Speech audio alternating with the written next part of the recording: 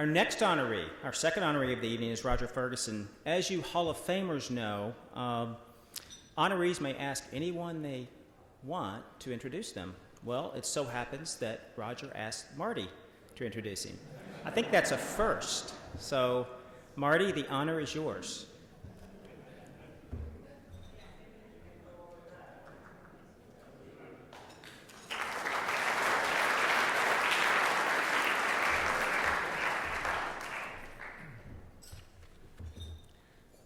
Well, this is indeed a pleasure.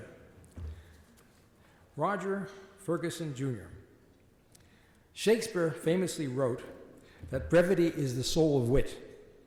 I'm sure that he also wrote somewhere that introductions should also be short.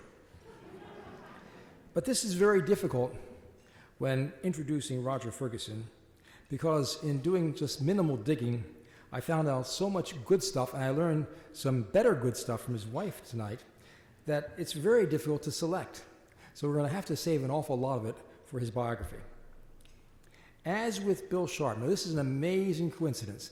This is not something which has a high probability of occurring. Roger's mother also was a public school teacher, and she also earned a master's degree in education, again, which was quite unusual for women or any teacher at that time back then. Mrs. Ferguson was obsessive about the value of education. She repeatedly told Roger, drummed it into his head, that education was the one thing that you carried with you and could not be taken away. So it's no coincidence that when Roger started at Harvard, he basically stayed there for 12 years. But it wasn't a waste of time. He earned a bachelor's degree, magna cum laude, in 1973, a J.D. in 1979, and a Ph.D. in economics in 1981. One of his classmates was Larry Summers. For many of us, that would have been very intimidating, but it didn't stop Roger. Roger also served on the Board of Overseers for Harvard for many years, and is now the president of that board. They value him. In 1984, soon after graduation, Roger joined the consulting firm of McKinsey. He rose through the ranks and eventually became the head of a 400-man information systems team at McKinsey. In 1997, Roger was appointed to the Federal Reserve Board of Governors, where he again rose year by year to the point of being ultimately named vice chairman in 1999. Along the way, Roger received too many awards and too many honorary degrees to mention. Sorry, Roger, if you had had just a few less, I could have mentioned some of them. But beyond all the boards and associations that are the usual suspects in the field of economics, he served on a number of other boards that are different and reflected his wide range of interests. The Sloan Kettering Memorial Hospital, the Museum of Modern Art, the Smithsonian, the Institute of Advanced Study in Princeton, which is where I first met him, and one that I found most surprising, but I still haven't gotten the real skinny on this one, the American Philosophical Society. Roger married a very special woman who is here tonight, Annette Nazareth. Annette was a former commissioner of the SEC, and she tells me that she really decided that Roger would be her husband when he completed her first tax return. Now let's talk about Roger's 11 years at TIA. And first I have to give you some full disclosure. My wife Sarah, who is also here tonight, had a TIA account when she first joined Rockefeller University 50 years ago. She's been at Rockefeller University continuously for those 50 years. She's only 44 years old. And throughout that time period, she has been compounding at TIA happily, consistently. So it's no coincidence I mean, I knew about TIA. I admired that they did, and I admired their mission. It was no coincidence that when I got the call, I really, after a quick decision that was made over 5 or 6 weeks, I decided to go and join TIA in 1994. That was the beginning of 10 very, very happy years where I ended up as CIO. I left in 2004, a few years before Roger came aboard as a chief executive officer. His starting date, which I have engraved in stone, was April 14th, 2008. April 14th, 2008. Think back, guys, gals. That was a time which was not auspicious for coming to manage a large investment organization. But it's amazing how this 100-year-old organization has been transformed and has prospered under Roger's leadership. First of all, the name has been modernized from what it was back when I was there. It was called, bear with me, Teachers Insurance and Annuity Association and College Retirement Equity Fund. Now, you couldn't put that into a short sentence. So, under Roger's leadership, and by the way, we tried to change it many times while I was there without any success. There was various, resistance from different factors here and there. But Roger somehow, I don't know the story, but he got it changed to simply TIA. Sometimes when you pronounce it, you drop the other A. Second, achievement. The suite of investment vehicles, when I was there, was limited. It had been limited for years. In the course of Roger's leadership, these vehicles expanded in terms of a wider range of asset classes. They broadened in terms of scope within those asset classes, and they deepened in terms of different structures within those.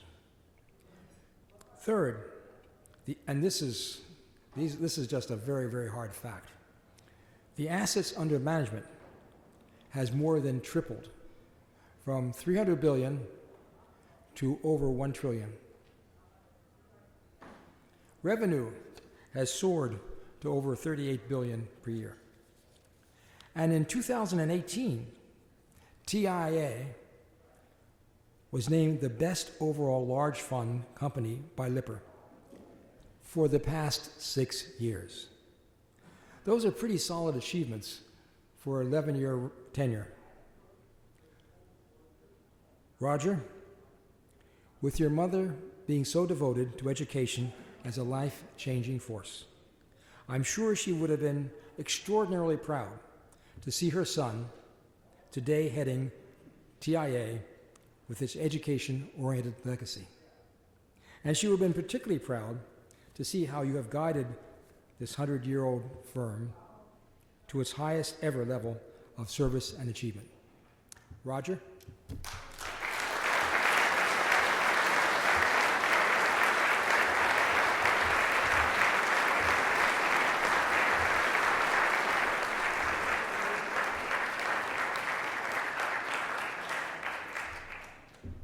Oh my goodness, Marty, thank you very, very much for that kind introduction. I am truly humbled and honored by a number of factors. One is to have been introduced by Marty Leibowitz, the first recipient of this great honor in the Hall of Fame, but also, as you heard, for 9 or 10 years, one of the guiding forces of what was then called Teachers or TI-CREF, for the various names that Marty presented, and a giant in fixed income analysis himself. I'm also particularly honored to share the honor tonight first with Bill Sharp. Pleased to know that he didn't actually choose to name the ratio by himself, but it must be pretty cool to have a ratio named after you. And also Dan Iverson, a great bond king out of PIMCO, so I'm pleased as well to be here with those two. And I want to thank Fiasi for honoring me this way. If I had to think of a theme for my particular moment here, I think this is really the story of a student of fixed income analysis, because unlike many people in this room, I actually have never been an analyst of fixed income bonds or assets. Indeed, I suspect many folks in this room have forgotten more bond math than I learned. So I'm here as a humble student.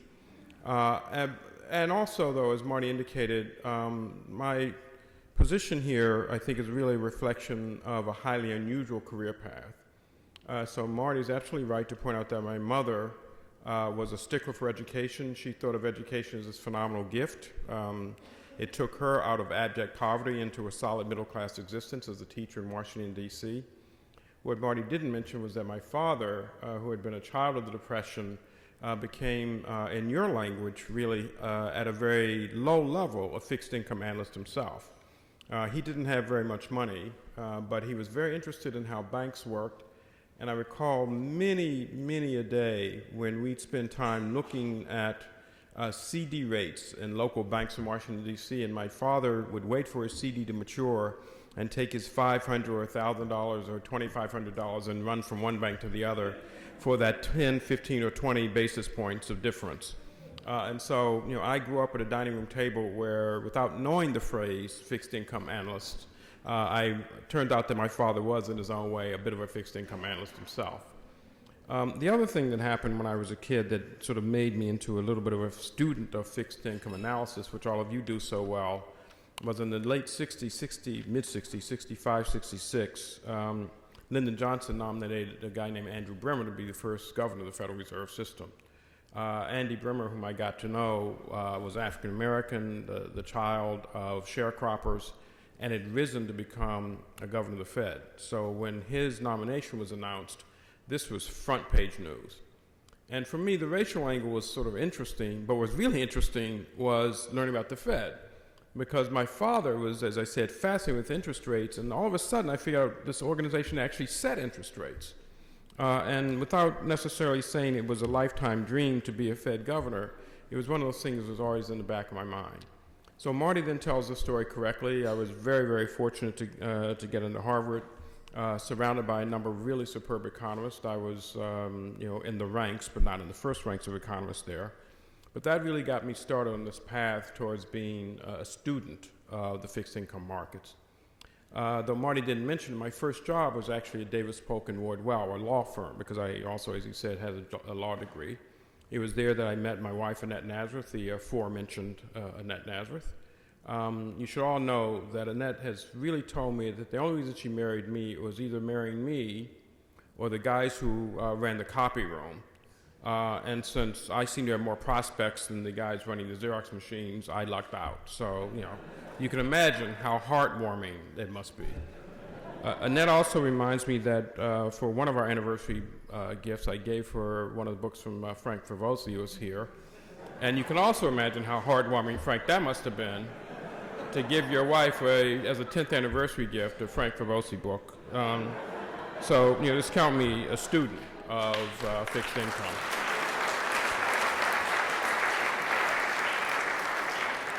But very seriously, even at Davis Polk, I was sort of magically drawn to fixed income because I did a lot of public offerings at a point when there was a fair amount of debt being offered, and I actually did one of the very first debt for equity swaps. So while I wasn't an analyst, I was really a student of that space. Worked at McKinsey, where indeed one of the studies I did had to do with a fixed income trading operation, where I learned about all sorts of things called oats and buns and JGBs and all these things. For a kid from DC, the head was swimming. But again, sort of fixed income interacted with my life or improved my life in some ways. And then obviously finally at the Fed, where I went from being a student of fixed income markets to finally actually having a little bit of impact on fixed income markets. But it may surprise you that my interest was not just about the things that all of us know, which is the study of monetary policy, which is really very important. But I also became very interested in the health of the fixed income markets and drove two initiatives that I think even to this day are still being worked through there. One of them was around transparency. And so when I joined the board, Alan Greenspan, as he would like to say, could mumble with great incoherence.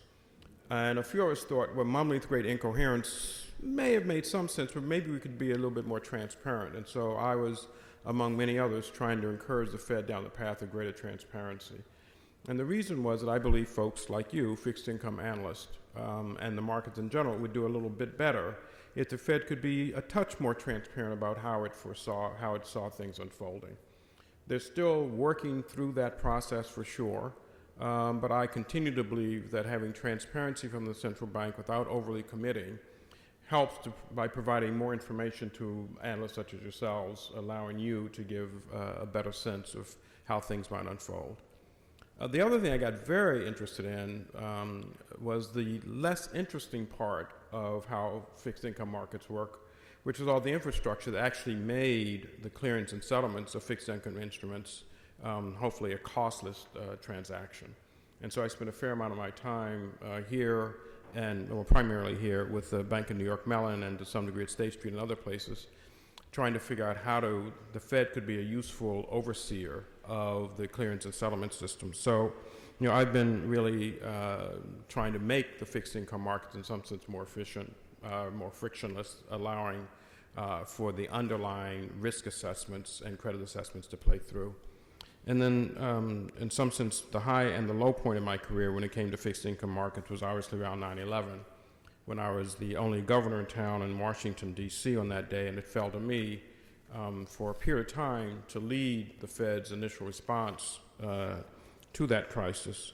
And obviously, what was central to my mind, among other things, in addition to thinking about the phenomenal loss of life here in New York and Washington and Pennsylvania, was the operation of the system, because we needed the fixed income system to operate smoothly and start at commercial paper, going out across the entire yield curve, trying to figure out how we can create a better set of situations with respect to both the infrastructure that underlay the market, and so sending people down to help Bank of New York Mellon get its systems up and operating again, and providing ample liquidity to the markets. And during that point, as you well know, the Fed's balance sheet grew for the first time over $1 trillion as we promised to provide all the liquidity necessary to the markets. And finally, working with my wife, Annette Nazareth, again, who was in a commission at the SEC, to get both the fixed income and the equity markets open again. And so I say all this just to say, throughout my life, there's been an interesting intersection between my career and the fixed income markets. And then finally, I close up to talk about what I'm doing today. And let me take a moment just to thank my colleagues who are sitting at the TIA/Nuveen table. We have with us about 10 or 12 of some of the best fixed income analysts in the world who are responsible for not just Sarah's retirement, but the retirement of 5 million Americans. And most importantly, they've got all of my money as well, so I'm wondering what the heck they're doing here.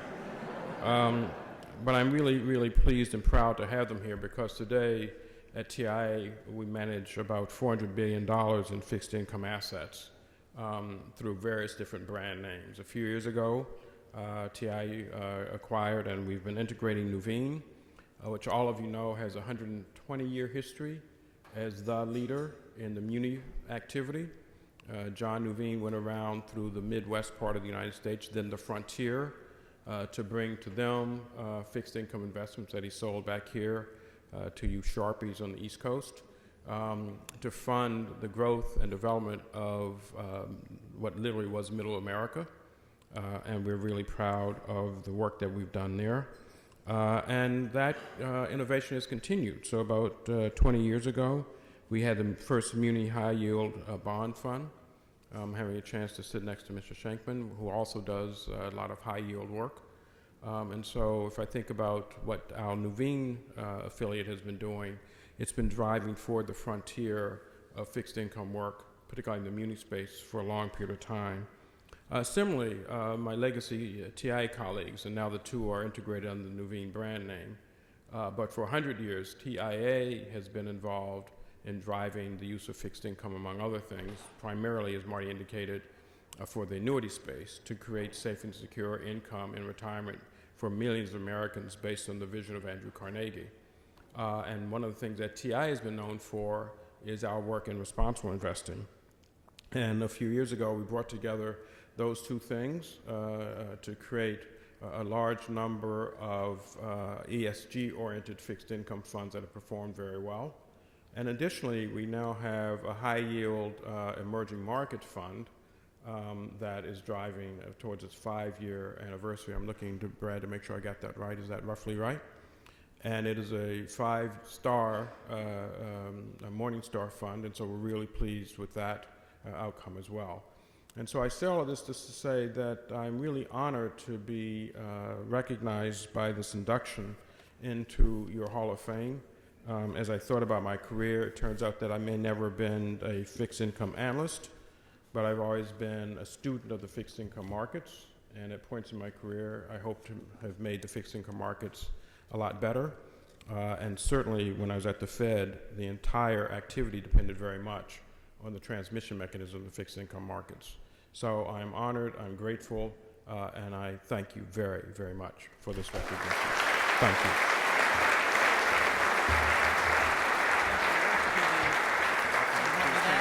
A few pictures, I think.